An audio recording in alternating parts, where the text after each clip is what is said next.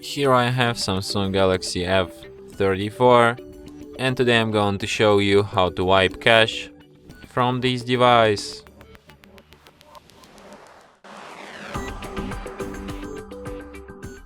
So firstly, you should turn your device off by holding down power key, and after it turns off completely, hold down combination of keys power key plus volume up at the same time for a couple of seconds like this.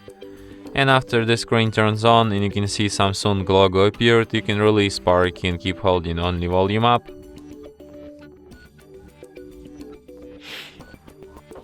In the following menu, you should use volume keys to navigate and power key to select, and you should select an option Wipe Cache Partition, then select Yes, and after you see the message Cache Wipe Complete, here at the lower corner, select the first option Reboot System Now and device will be restarted, just as usual.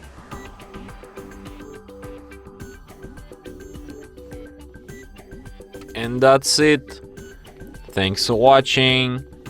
If you find this tutorial useful, don't forget to hit that like button and subscribe to our channel.